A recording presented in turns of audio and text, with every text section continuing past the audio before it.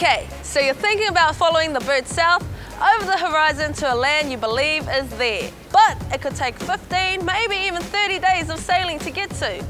Who do you trust more than yourself when you're out on the ocean? Anyone? Anyone? The clock's ticking. Your waka. Polynesian migration through the Pacific, traveling to new lands and settling there, was the fastest of any people ever. You know why? Anyone? Anyone? Waka. Or more exactly, waka haurua. Europeans call them catamarans, and guess who invented them? That's right, my ancestors. So, what's cool about waka haurua? How can we trust them to transport our whānau, our food, our plants, and our dogs 3,000 kilometres to Aotearoa?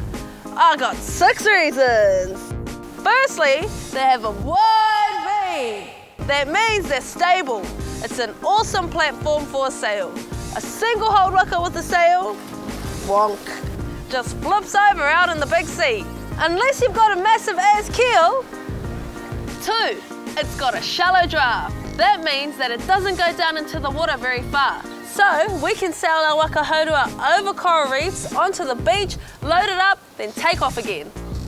3, it has less volume. Cook's ship, the Endeavour, was super wide and deep. It had huge volume, so it took heaps and heaps of energy from the wind to push it along really slowly. That's why they needed all those sails.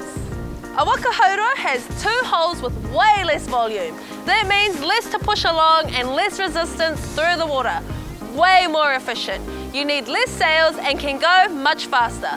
When Cook arrived in Tahiti, the Tahitians thought there was something wrong with his boat. It was so slow.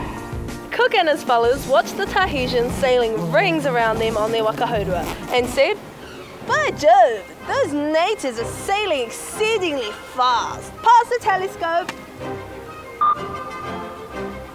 4, loaded up for voyaging, our waka haurua are even more stable. Once we worked out how to build our hulls higher, we could add more weight and cope with bigger seas. Because coming down to Aotearoa, we get some hearty seas, so we need more freeboard.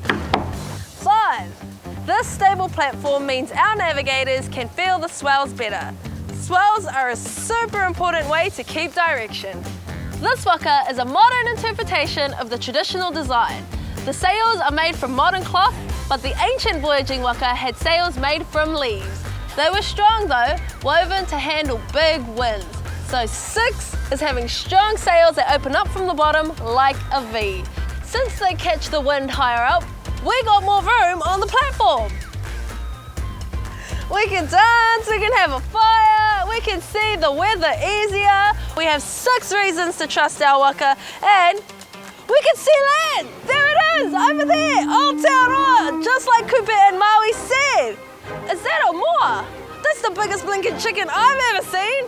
Kai time!